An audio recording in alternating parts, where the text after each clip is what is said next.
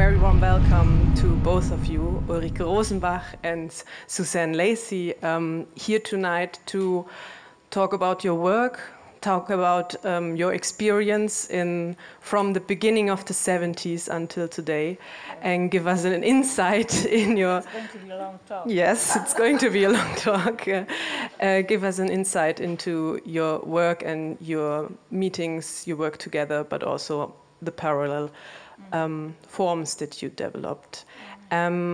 We will have the whole evening in two parts. So Suzanne will present one of her projects early on to introduce us to a more recent project.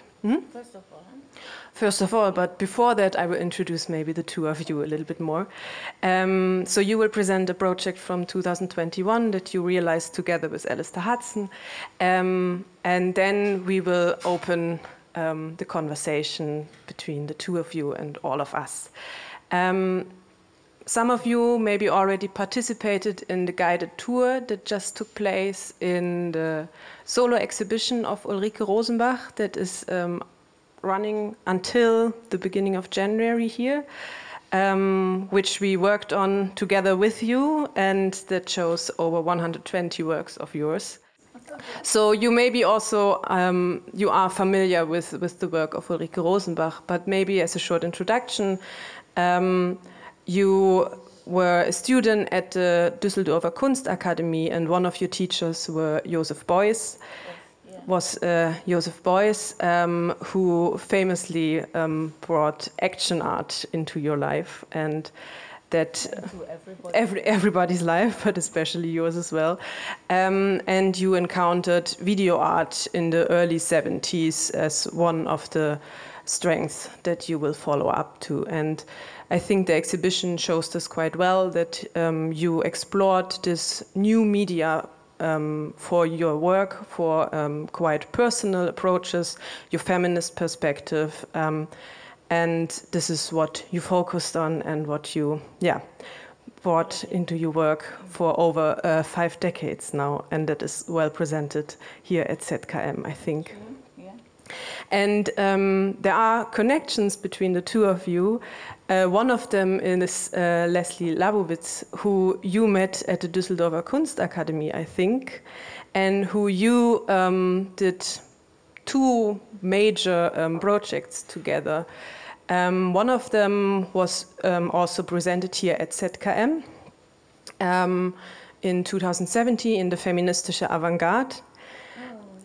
Yeah, and this connection between the two of you is a connection between the German, especially the Düsseldorf art scene, and the Californian art scene, I have to say.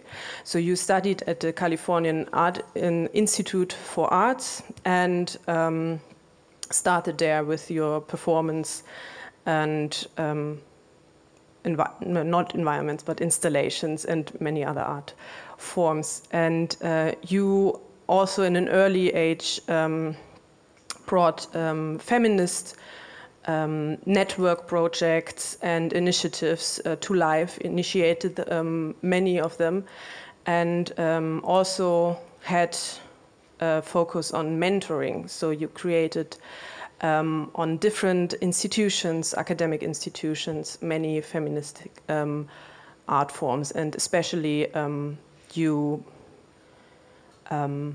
brought the public art to a wider audience and to an evolution, one could say, which is quite interesting, and I think which we also see now in which direction these can go. You focused many times on social aspects in societies, in certain areas, and one of the newer projects you present today is What Kind of City, I think its name. It was presented in Manchester, and was... I'll explain it. Yeah, you will explain it later on.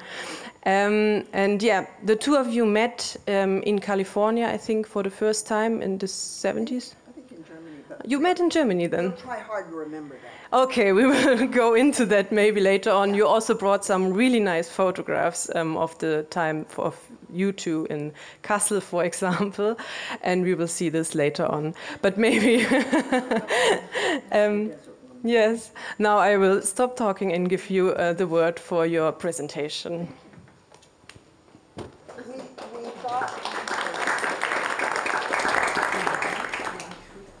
We thought that that I should show you 2 or 3 works, because mostly people know about my work from the 70s on violence against women. But I've continued and continue to do new projects up until today. And I wanted to show you 3 older works that were created into an exhibition that I'm very happy to say Alistair produced with me or for me in Manchester.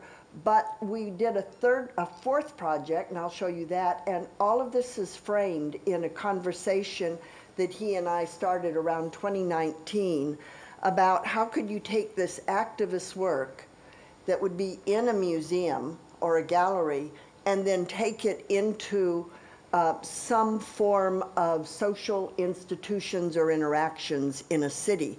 In other words, how could art end up being a kind of a notebook for social change? So this is a question that, in fact, is one that I have thought about off and on over the years in my work, both as an academic and an artist. This is the show we did, and I want to start with a first project from 1990 to 2000 called the Oakland Projects. It's a series of performances with teenagers in inner city kids in the middle of Oakland and their interaction with various institutions, with schools, with police, and so on. And I just wanted to mention, my long relationship with Ulrika, that media has always been a part of my project, but in a very different way, and certainly I'm not the innovator in that exploration. I'm interested in mass media and the engagement with mass media, and I use video and various technological forms to do that. So very briefly, this is Roof is on Fire. It's a project with teenagers, 220 kids on top of a building in downtown Oakland. After a year of work with the young people, they talked about their lives and experiences with an audience of about 2,000 people listening. This is a later project on the same roof, this time young people and police officers. The police officers went through an intensive training program that we invented with the young people in order to do this performance. But of course we were picketed and so on. I want to show you a 2-minute video so you get a sense of the live act.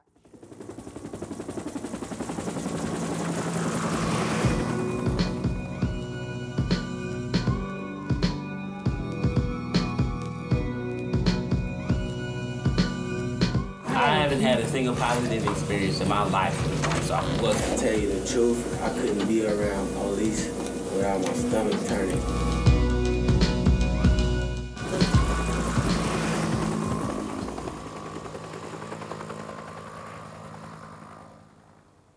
In 10 years as a police officer, I have never seen a police officer hit a person that's been handcuffed. I'm not saying that that does not happen. Obviously, it happens, but I have never seen it. It happened in Riverside to a young girl. What are you talking about? That never happened. I get shot down. I get shot down. Now, because you're a cop and because you made a mistake that I was reaching for something and because you ran my name and 4 years ago I have something on my record, I got shot and it's okay. You may not even lose your job. That's how you're above the law. And you can't, and you have to admit that. Let me give you an example. A decorated cop, all right? 15 years in the force, kicking ass. The whole 15 years he's on. Kicking ass the whole 15 years. Meaning he's been making, hey, that's right. That's what I'm talking about. I'm talking about a good cop. I didn't say he was doing anything against him. I'm talking about a good cop. 15 years on the streets, all right? Everybody knows him. Everybody likes him in the department. Citizens like him. He goes out there and makes a mistake like that. What do you think should happen to him? Yeah, that's what I thought. Yeah. That's your attitude, though. Hey, that's what I thought. That's what I thought. A good cop like that probably has 10 more years on the streets, he makes one freaking mistake. That's how people are. Screw him, get him out of there. 15 years on the street kicking ass, whatever, right? He makes one mistake, but we're on the streets, and we make one mistake, and what happens to us? Make one mistake, meaning what? One mistake about what? 25 to a L. I don't understand what you mean when you say that. Like, breaking the law. She's saying if young people break the law, they don't get a second chance. That's not true. Okay, so that's a sample of 10 years worth of work, lots of videos, documentaries that are television documentaries and so on. This is and we use that work to create an installation at the Whitworth. This is the second project. It's a very recent one from 2019, and it's called Across and In Between. Again, a year-long project, part of the 1418 Now project that went on through the UK. It was a look at the Irish border in a very fanciful way. As you all know, during Brexit, this border was really contested. So we went out to about 7 different border sites, and we did these really bizarre actions with people, because Irish people are very funny. And what we did was we created a yellow line in various ways to represent a border, and then we destroyed it. And so this is the first border. This is literally the border between Northern Ireland and Ireland in a small city, and we had people dancing on the bridge, and then we flew overhead and filmed it. Then we went off to a mountainside, and we had people running in a line down a long trip, and then we flew overhead and videoed it. Then we went to a scout camp, and here we are setting up the team of 30 behind the scenes, and here the scouts are. And if you look closely, you'll see those yellow kayaks have all carefully had plastic stretched on them, a very specific color of yellow. And there they are. The line for the border runs right down the middle of the water, and they're trying to figure out where it is and line up. And in a minute, you'll see that on a video. Here are horses. They're going right over the yellow line of chalk. Here are farmers, and they're lining up yellow bales of hay, each meticulously, personally hand-wrapped. We took all of those people, about 130, and we invited them to Stormont, which was the state capital of Northern Ireland, and it was defunct at the moment for various political reasons I won't go into. And we invited these people here and had a dinner. And in the course of the dinner, see if I can, in the course of the dinner, we invited people to work with us a little bit at a time, filling out things that ended up as a manifesto from the border people. And I'll show you 2 minutes of that.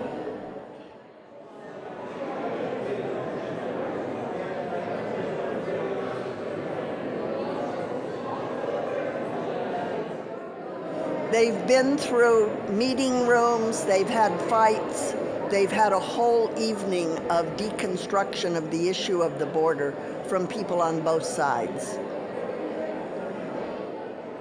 Can I just have a show of hands of anybody who hasn't been to Stormont before? Is this your first time? Well, especially a huge big welcome, and please do not let this be the last time you along the border understand freedom. They understand freedom 360 degrees. To them, a border never really was a border because there are just so many routes in and out and in and out and up and down that they spent as much time in the south as the north. And it's the freedom. Whereas you go further into the north and you're sort of captive. You feel that there's only one way to go is a land bridge into Britain. Whereas, you know, we understand a 360-degree dimension. The line on the map is loaded with questions of identity. But then you actually come to the landscape and then it's something else because the line isn't actually here. And instead you find yourself in this much more diffused kind of zone where here we are in this blanket bog, and the other side of Colca, there's another blanket bog, very like it. And So it starts to mean something else completely different. And in this case, we're actually trying to fly kites and line them up along the top of that route, which is where the border is. So this project, people voted at this dinner. We created collectively with a writer the Yellow Manifesto, which is the border people's experience of living on that very contested space. And this is the 3-screen video that we installed for the first time at the Whitworth.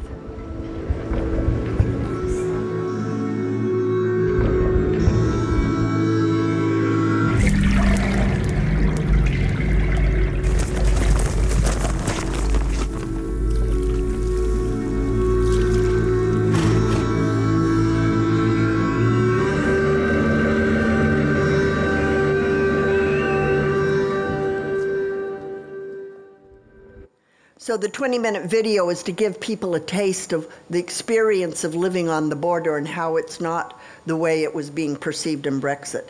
This last project is the Circle and the Square in the western part of northwest England, and this is in the mill country that's been deindustrialized. I worked there for a couple of years, and then we produced a final project at the Whitworth.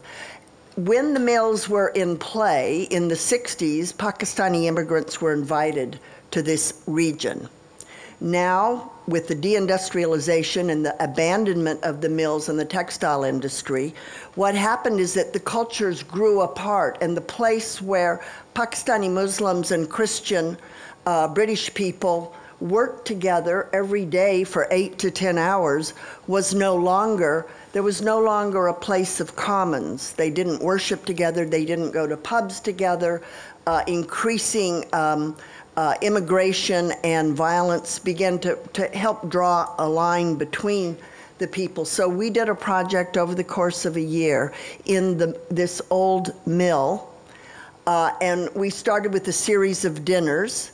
The mill was being redeveloped into bedroom housing for probably people like us who would live there and be living on one side of the tracks, and the Pakistani people would live on the other. So the idea of this project was to reinvigorate the Pakistani and white British communities through different kinds of socializing forms, through interviewing of former mill workers.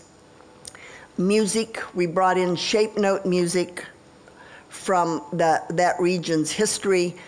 People sit in a square and sing a cappella, and here is Sufi chanting. So we learned each other's sound forms, took interviews of former mill workers and children, 72 of them, and they formed part of the last 3 days of this project, which was a performance where people were able to come through the mill that they hadn't seen for years, look at the videos, and watch the film setup for day 3, which was a performance of shape note and Sufi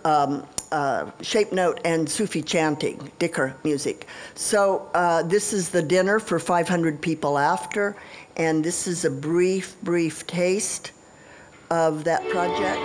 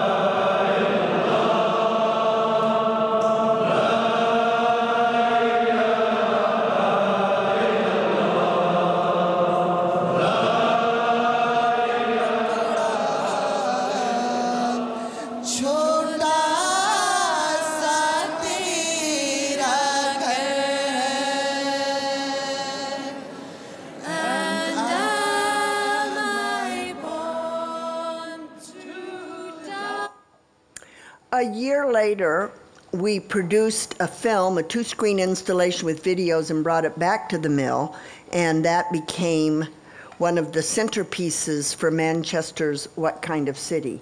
And now I'll talk about that very quickly. This is the project that, as I said, Alistair and I started cooking up, thinking, as I have for years and he has for years, how does art make a difference? How does art serve as models for the social sphere?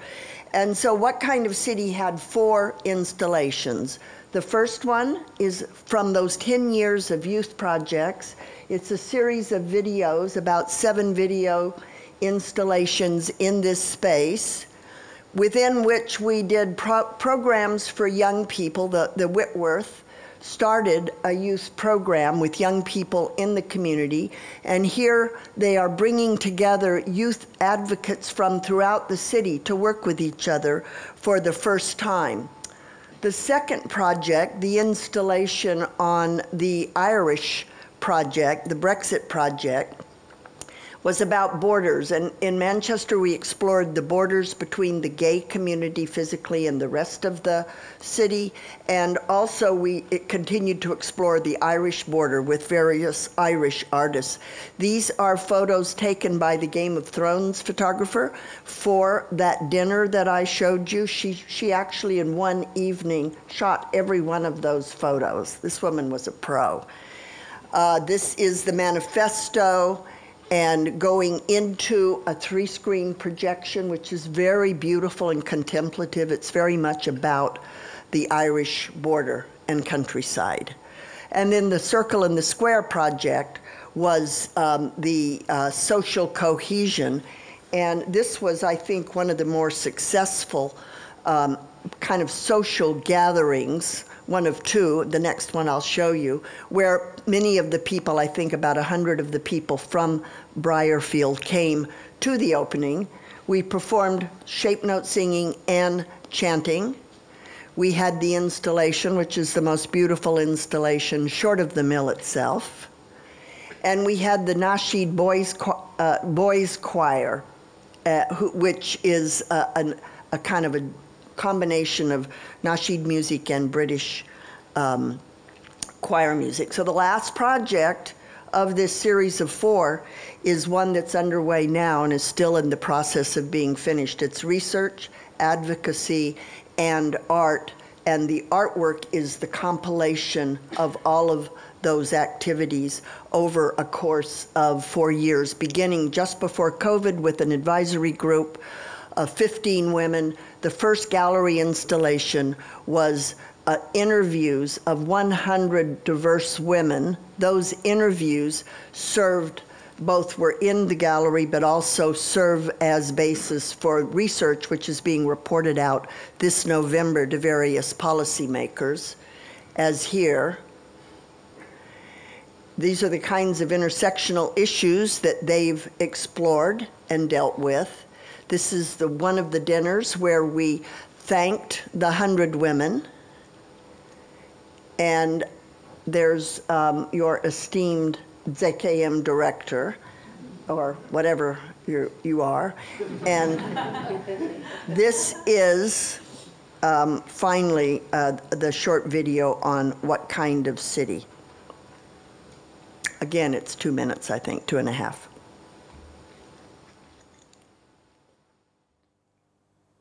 In this form we call body, there resides God's light. When this form is no more, there will only be His light. I want to live in a city where there are no spaces or places that I can't go. Where we have diversity that's cherished. We want a flourishing city.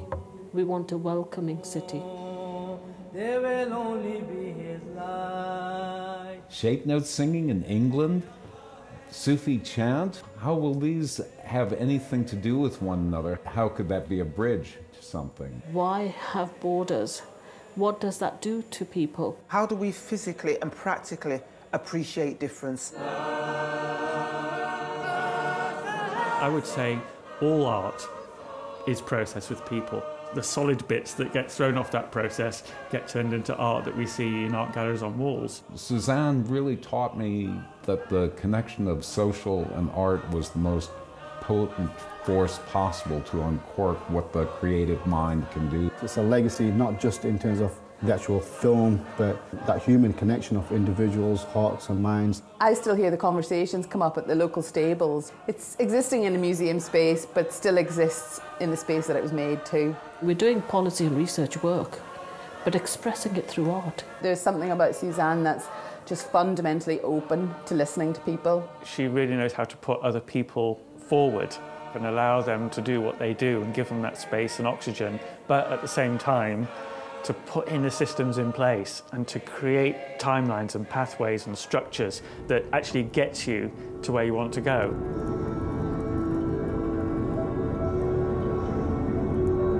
My real hope for this project is that the Whitworth and the Manchester Art Gallery are transformed into places that really have a central function in the city that people see, and in a way they're not institutions of individual expression but communal expression, and they become generally transformative for people in their lives. What I really look for in a city is a community. I'd like it to be a safe place where perhaps some of the young people get involved with making it safe. Maybe if we could have a conversation and say something to the police without getting locked up, and they could say back to us, it will break down so many walls. It should keep pace in every area and meeting the needs of every age group. The process of change requires partnership. There is power in unity. There's some very strong relationships being developed. It's all around using art as a tool. I want to see this place being the real social educational institution it was designed to be.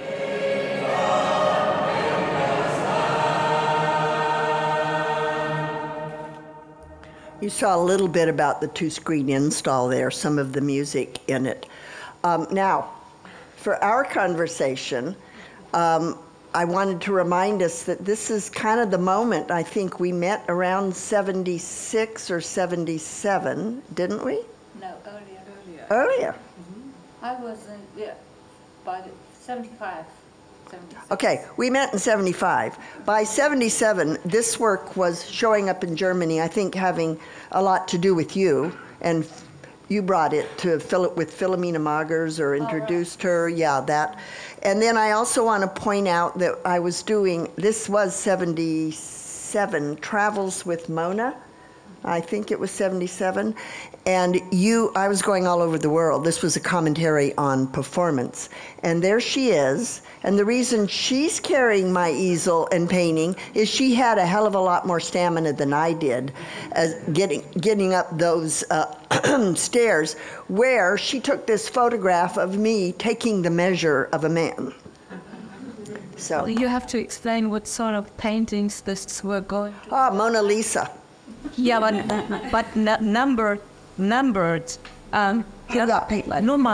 Bilder. Ja, ja. Mal das Zahl. So that was, we were on the way to Documenta. Yeah, we were on the same Documenta 6, and what are you doing there? I was visiting you. Oh, really? I decided along about 74, 76, that there must be a lot of feminist performance artists out there. You know, Gina Pane, Joan Jonas. Little did I know these women didn't consider themselves feminists. Annette Messanger. So I was on a mission to discover the feminist performance artists. I traveled all over Europe and Mexico and found very few feminist performance artists. But this is one that I found, and came back and said, this is truly a woman who is a feminist, does feminist work, and acknowledges it. Yeah, but we knew each other from California before, from the Women's Building. Oh, well. Yeah, well. Who remembers? And that's why you came, you know, because we knew each other. And on the Documenta 6, there wasn't any feminist performance at all. That was... yeah, there was no performance at that particular Documenta there because it was too underground, too off, you know. And doing an off-space exhibition was not the view of the Documenta curators at that particular time. You know, that was later, coming up later. So we did this because I was working on the Hercules, who is almost not to be seen on the very top of this memorial. And I think that's it that I was holding up the thing, and you took the picture. Yeah. Yeah, so it was a collaboration, wasn't it? In a sort of, yeah, in a sense, yeah. Maybe because you just said collaboration and the beginning of feminist art, or your search for feminist performance artists. I mean, those were some key things that you focused on in your early, like in the 70s, the feminist perspective. And maybe this collaboration thing, this is something that you both share, but it is also, there's a different approach between the two of you. So I feel like, Suzanne, you have a lot of cooperative projects, and with we just saw some recent ones with quite large groups and people. Was this something you did in the early, like from the beginning on? Because I remember in the talks we have, I had with you, Ulrike, that at the beginning you also did collaborative works, but you also focused in your work to do it on your own in your studio and just with the camera and you. So there's that was earlier, yeah. When we met as feminists or in the Women's Building in LA, I was acquainted to this form of self-consciousness raising. Consciousness raising, yeah. It's called, yeah. Yeah, well, different in German. Yeah. And then doing creative work, and with this insights you got in the dialogues you had in the group, and then going on to learn about art history of women artists and matriarchy. That was somehow the topic of the time in LA and anywhere in White California, and part of it was a women's building where Judy Chicago had founded the Feminist Art Workshop. Studio workshop, where women could begin a career on this ground, you know, which as I just described. And you were running this feminist studio workshop, weren't you? I was one of the teachers, but what Judy started a program in Fresno, I think around 68 or 69. I was on the way to becoming a doctor, and I just sort of took a, right turn and ended up as an artist 2 years later going to Cal Arts, or 1 year later I went to Cal Arts. And she basically created a pedagogical sort of approach that included women's emotional lives and how that fit into a political, what Ulrike's talking about, consciousness raising, how that fit into a political framework instead of just a psychological or interpersonal one.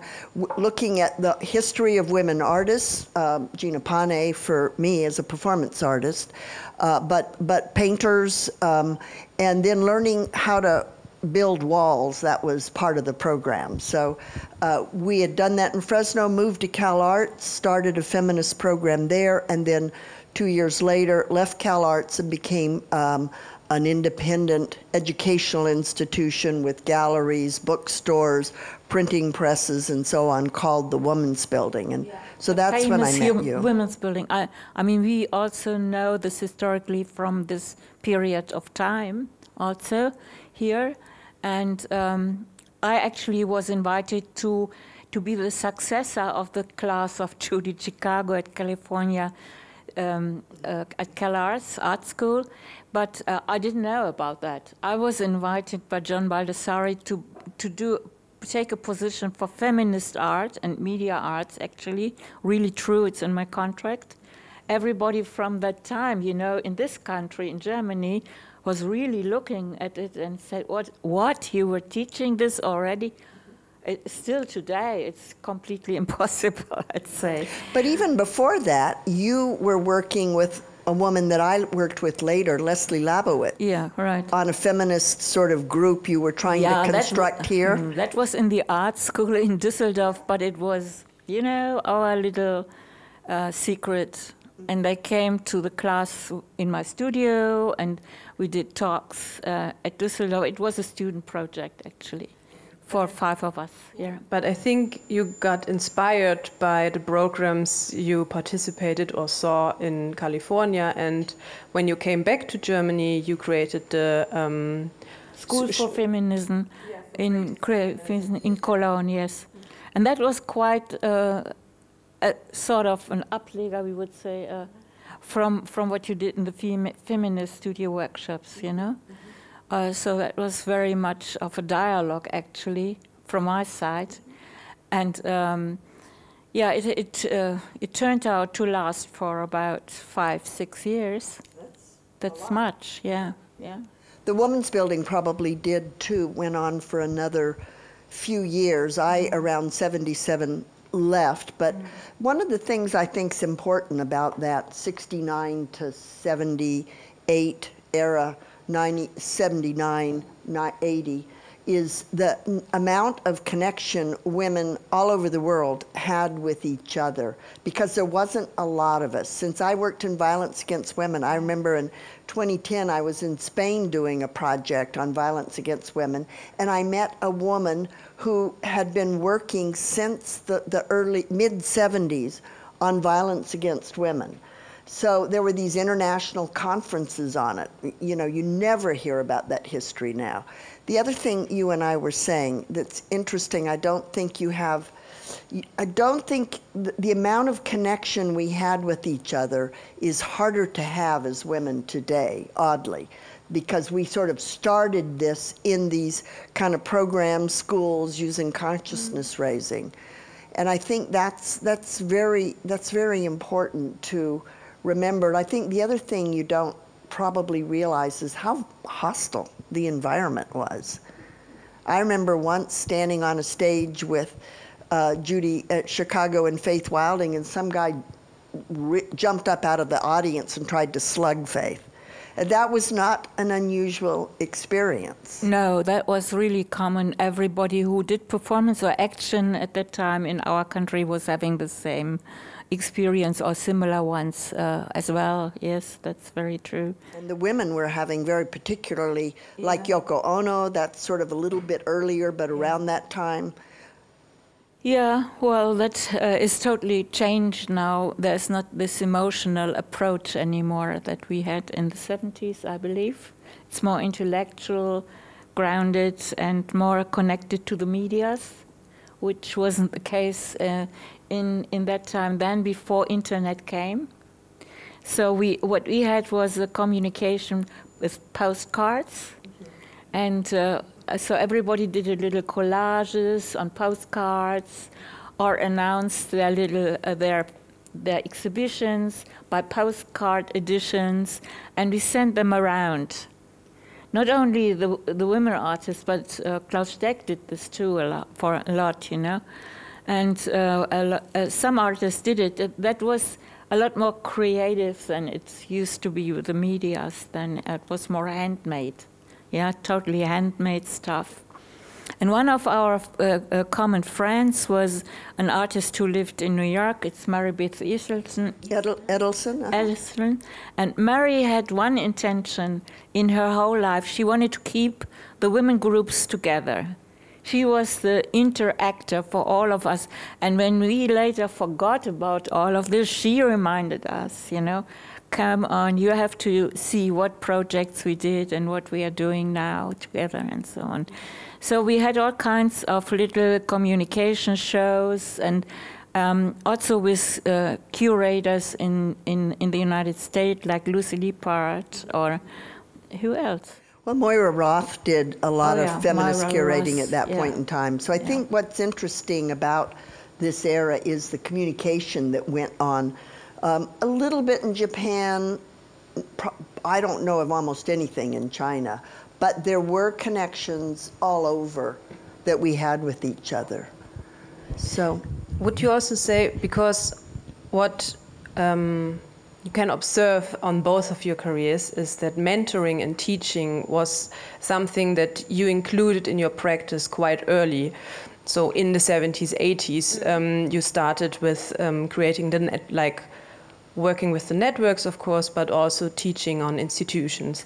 Was this something you included in your practice because you missed it in your own education? Something especially with the focus on feminist art? No, it was our intention from the feminist movement, you know, to do that, to work with women. The workshops on art schools with performance mostly were participated with women, you know. Mostly women did it. I don't know. Didn't even decide that it happened, and so this was like giving away this idea which we started in the 70s of communicating together, doing work together, eating and working. So what you sort of concentrated in your actions and political works on social basis.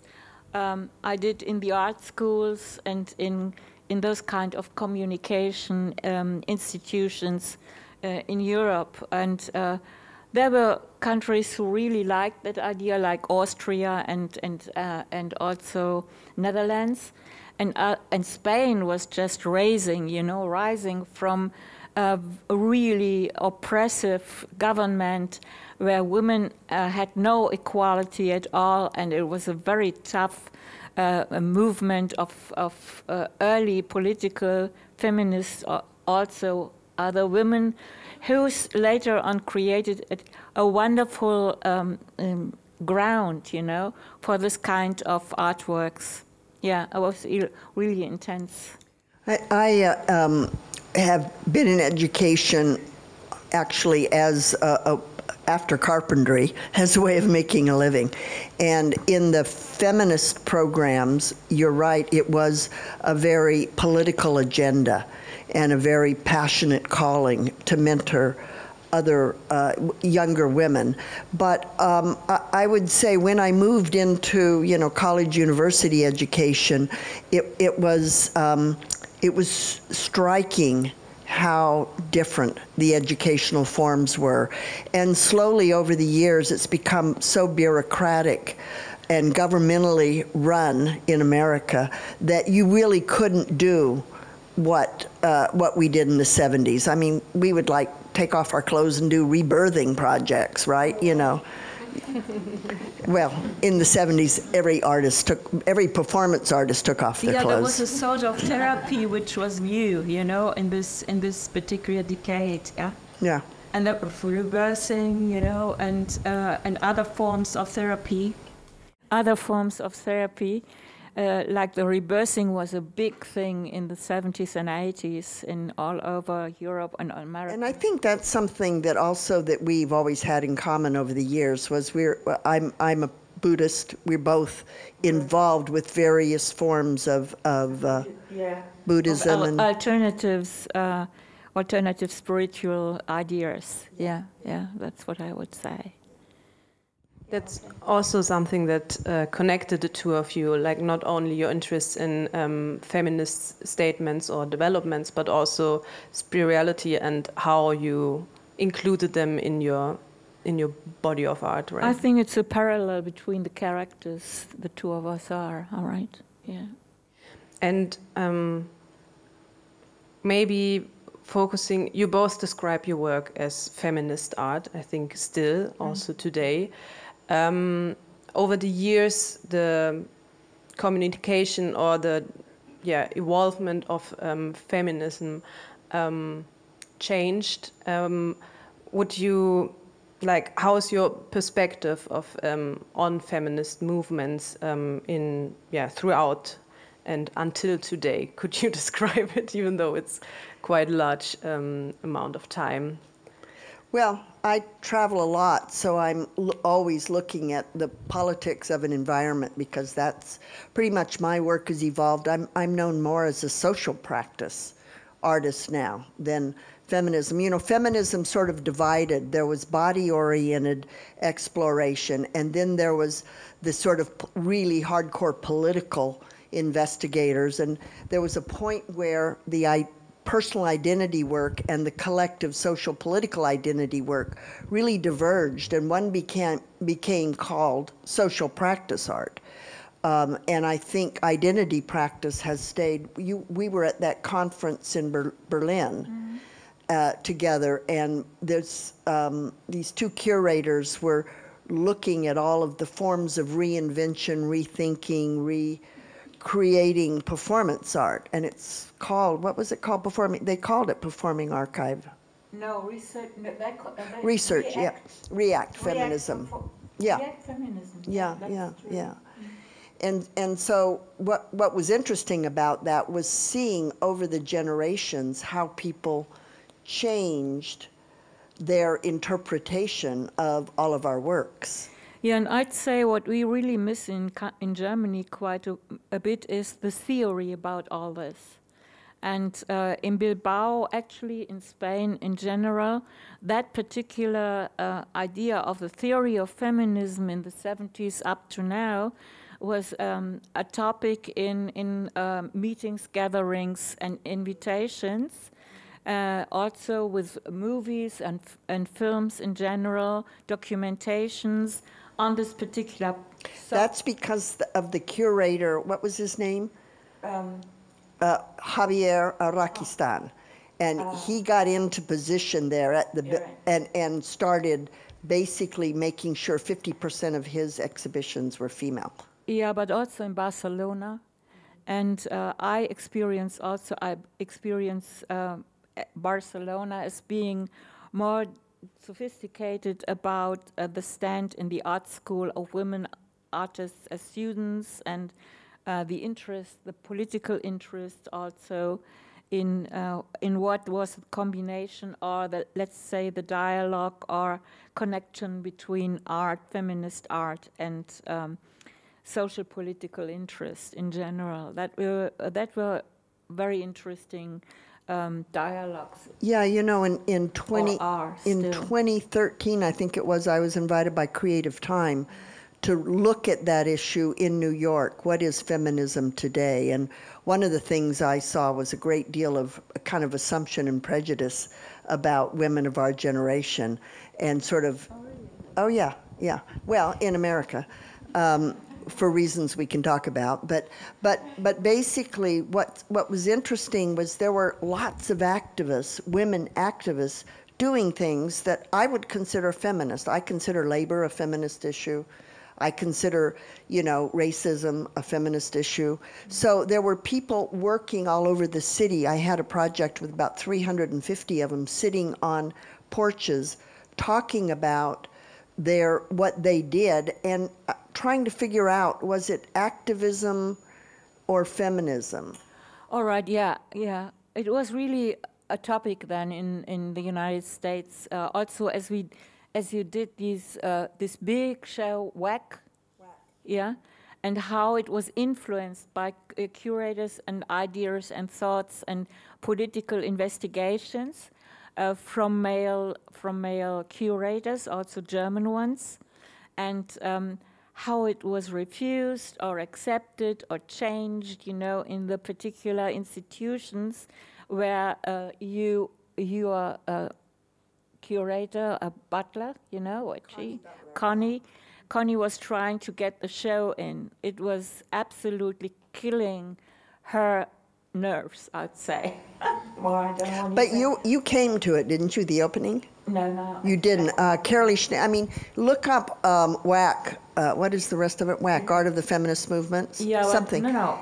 WAC, Art and Feminism, I believe. Something, but look it up. There's a huge catalog, and it's like everybody active in the 70s was in that catalog. It's really an interesting book. Yeah. But it wasn't nicht widersprochen, wie sagt man? No, it was refused and not refused. I mean, there was always a big political, let's say, art art discussion about what art would be, if feminist art would be art at all, you know, if it was only political interest and stuff like that.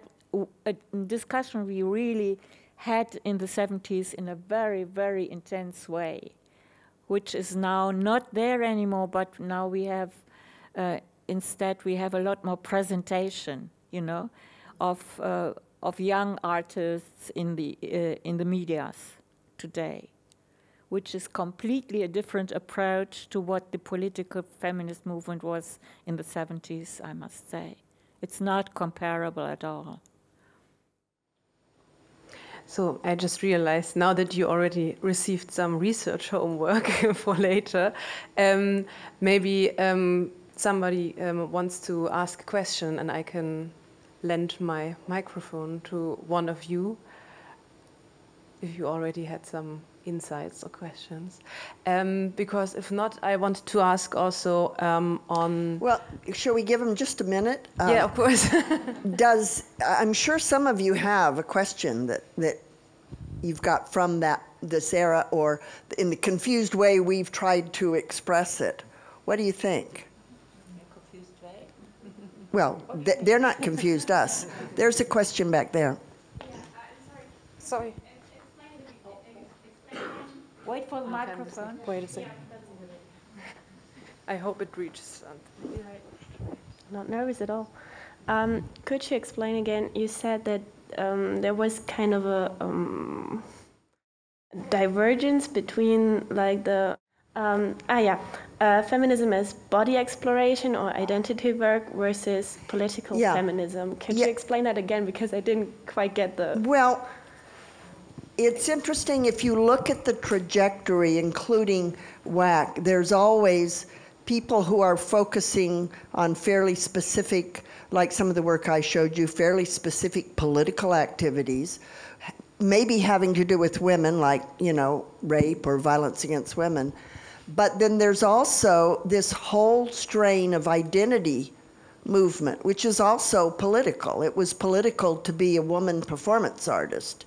In the 70s, you put your body, I mean, there weren't even that many women in art, let alone women flaunting their bodies in the middle of art as an artwork.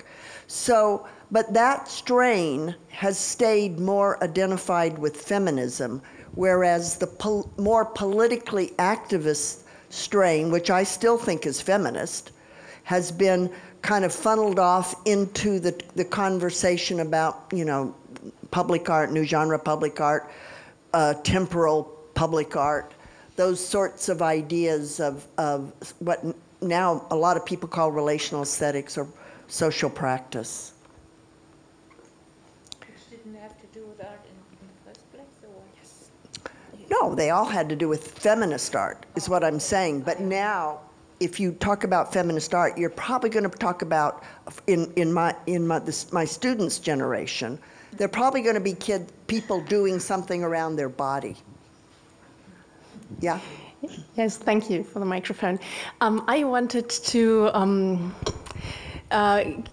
just give you an insight about my exhibition walk in your exhibition, Ulrike Rosenbach, together with a colleague of mine with whom I studied at the Fine Arts School here in Karlsruhe in the late 90s.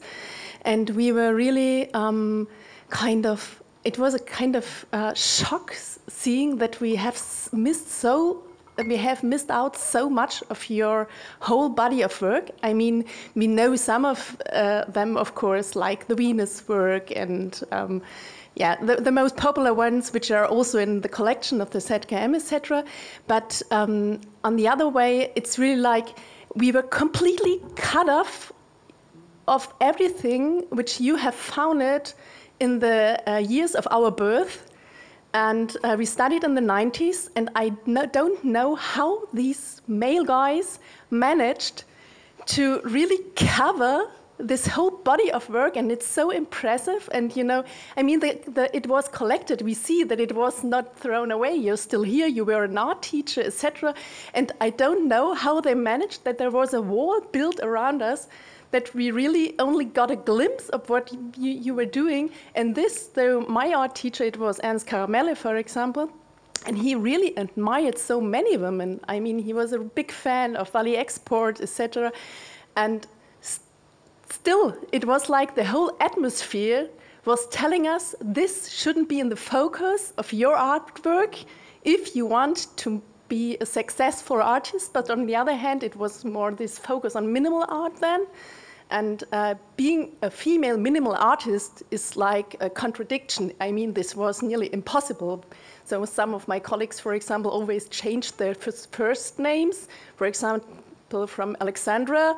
Alexandra called herself Alex to make minimal art because otherwise it wouldn't be perceived as a really serious artwork, etc. And this was in the 90s. And I mean, you were there and you were so shining. I mean, you were really like a rock. I really don't know how we couldn't see you. So perhaps you can explain it to me. What happened? What was the political trick of this time?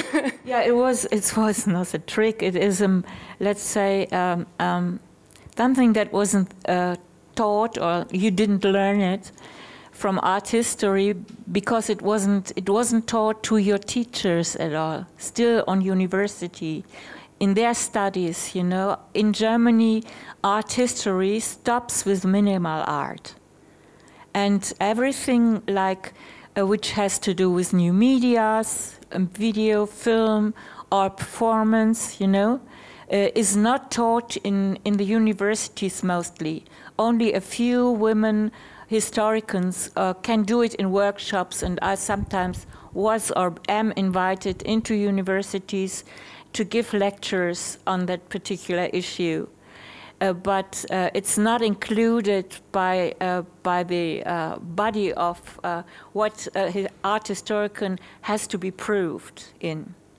That's the main reason. Well, but that's true in Germany, but in America the exact same thing goes on. And if you want some more homework, read Susan Faludi's Backlash. She talks about, and this is true of any activist movement, is there's a push forward. You see it in Black Lives Matter, and then there's a big backlash.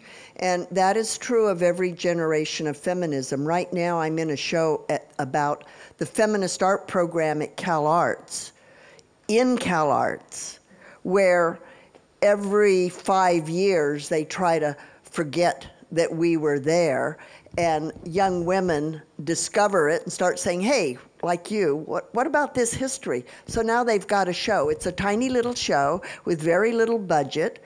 It's now, what, 30 years later, but they do finally have a show. So it's sort of, you know, I mean, I think feminism's a very radical idea for society, very radical. Well, it's everywhere, actually, Susan. I don't see that. I only see that in the academic community, it is really denied in a way. As you said, you know, they pick it up once and it is shown in conferences and then everybody forgets about it. That's something in your statement which I really like, you know, that it's not not carried on. You always have to redo it. You have to be keeping it with you for all the decades and years, and then roll it up again, like meet again for so many years or after such a long time, and still going with the same issue. Isn't it possible? I mean, that's really a ridiculous thing, you know, that it never really enters the main society as something we have. That's why the art scene is really reluctant, you know, I mean, in the culture and art scene. You could say that also for literature or music.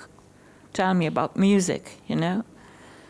Yeah. Are there other questions or comments? Yeah, here's a comment right here. Yes, thank you very much. Just I have a question regarding what Ulrike said about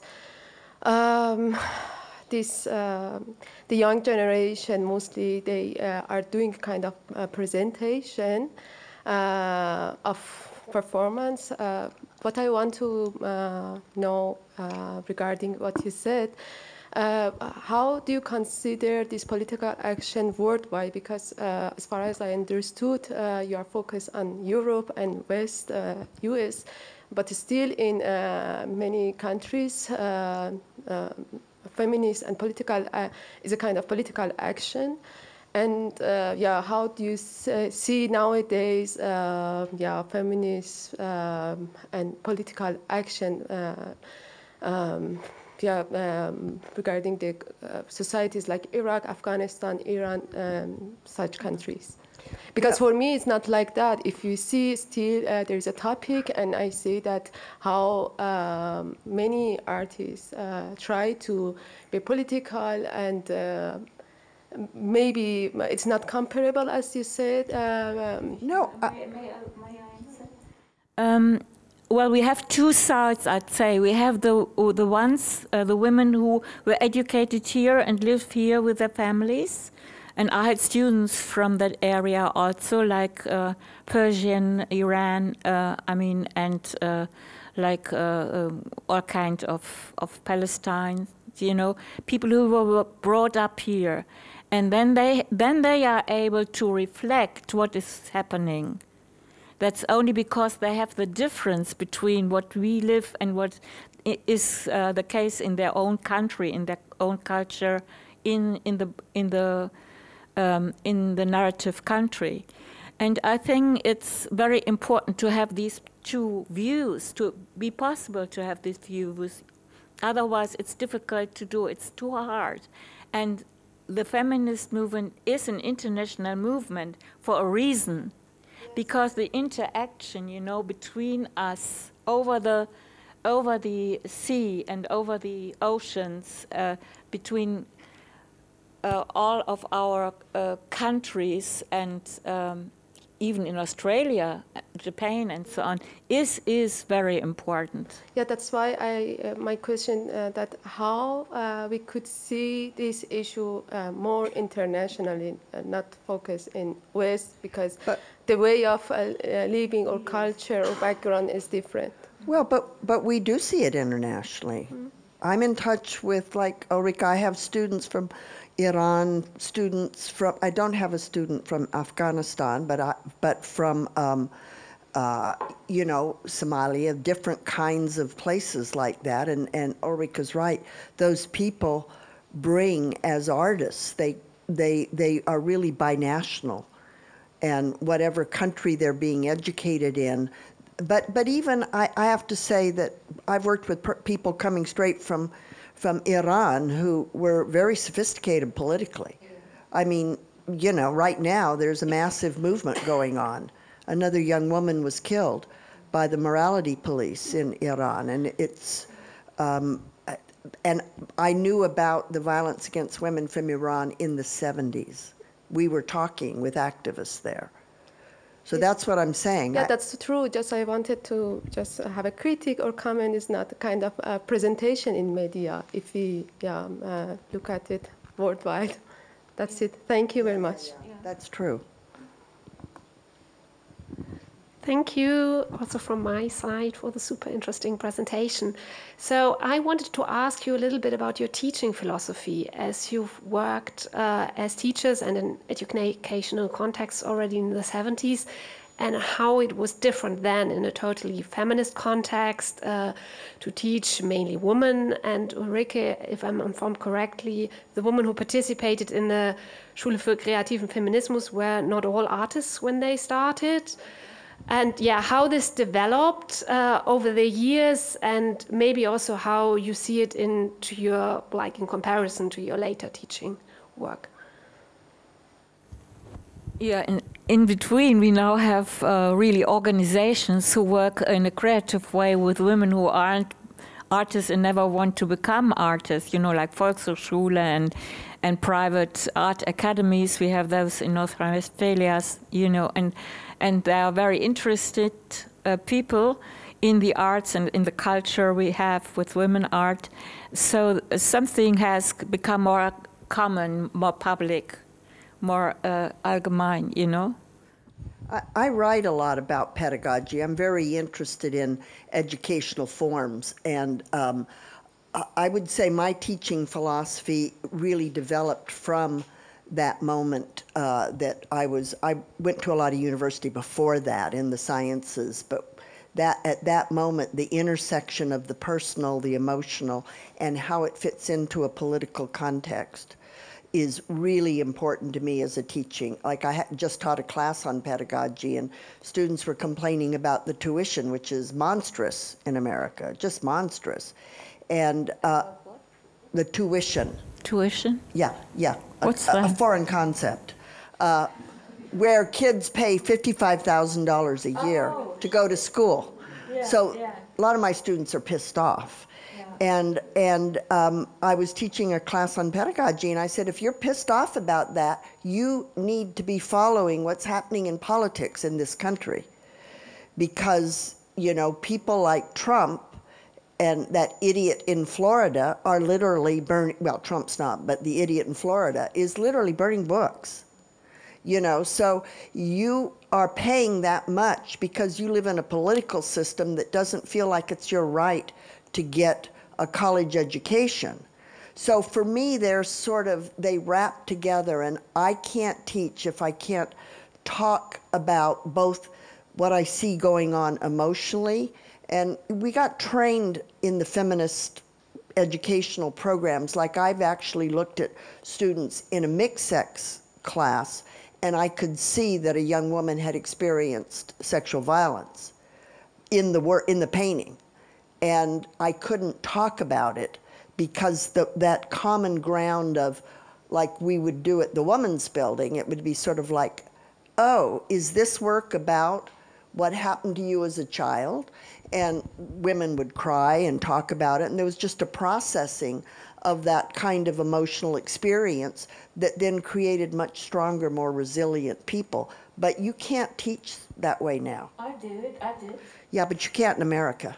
Oh. Because I brought this program into my performance I'm talking class. about in an educational system. In America, if I even did this to you, I could get sued for touching somebody. Oh, yeah, we have that now too. Yeah. I could write a book about that one. Well, no, I was teaching as a professor of media arts and feminists in Germany, but just for media arts, you know. But in my classes about performances, media, I was also having a women's group which was totally connected to women's rights, and also in their own performance works refer to their personal history, like what you talked about. So inside the class, it was absolutely possible, you know, to work in this concept of consciousness raising and media arts being connected as a creative whole, you know, whole concept. Yeah. But not in the institution as a political institution. That was completely impossible. That's the difference. Yeah, of course. Any other comments or? Yes, I would have another question here. Hi.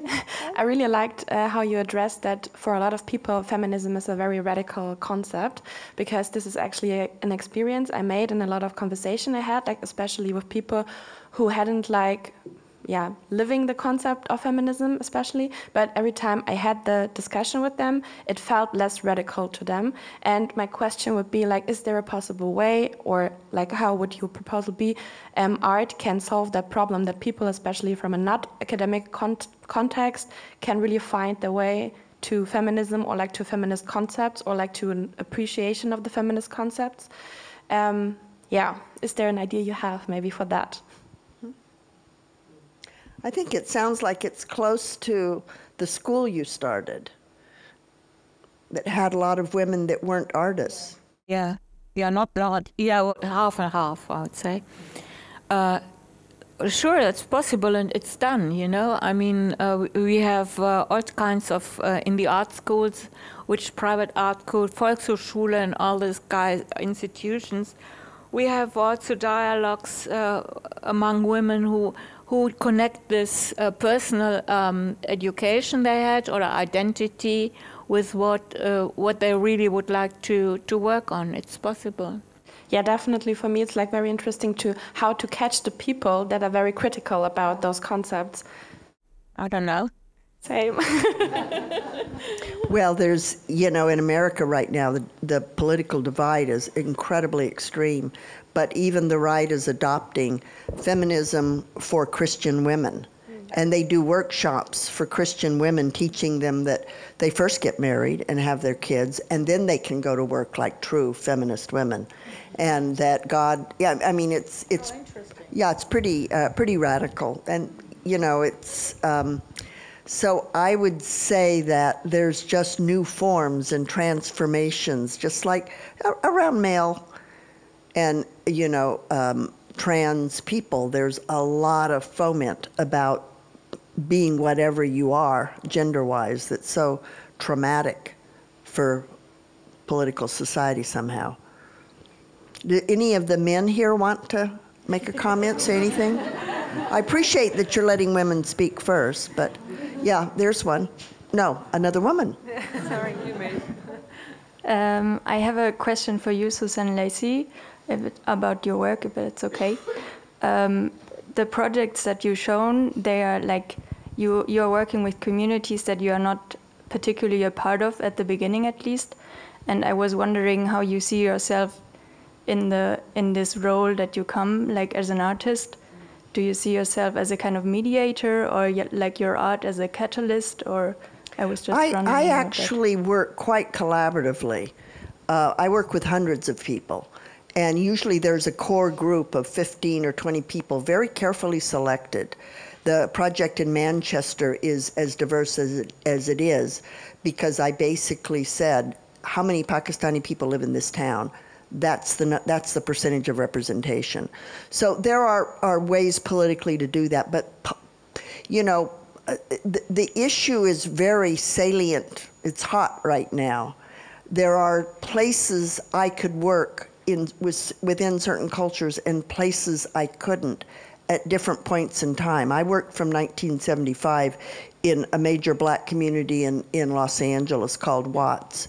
But there were times when that worked. And then there was times when the women I was working with would say, well, go home, we'll call you, you know, and you have to learn to have that flexibility and that interest. I see myself as, well, I'm an artist that loves to choreograph within relational spaces and temporal spaces. That's sort of what drives me. And I'm deeply curious about other people and how they represent their reality, and feel that people I work with are generously sharing their sensibility. I would never in a project, I don't even go in with an idea about a project. I usually am invited into a community and I work over time to the specifications of that community. Not completely. There are very specific places where I hold the line. You know, I'm doing this because of this. But what I'm very careful not to do is tell people what to say, the content of their life. What becomes more of an issue for me is the aesthetic expression. Nevertheless, I realize that is also culturally biased. But since I don't pay performers and I perform with 500 people, they're gonna come because they agree with what they're doing, what I'm doing. They're not gonna come, and every time I work, some people aren't interested. They don't want to be part of it. And that's okay. And 500 people sit down on the crystal quilt because they wanted to, because they believe that showing themselves in their identity as older women was something that was a political act. Yeah. So it's a complicated issue, though. I'm not sure. I'm going to work on a project in Oslo, and I'm not sure I can right now because of the Israeli-Palestinian situation, and in general because of a politicized group of feminists there that are asking the kinds of questions about representation that don't allow for a more ambiguous answer. That's just happening everywhere. And what about, I mean, I don't mean to call you out, but do any of you men feel like you would like to make a comment, or? Just listening and learn.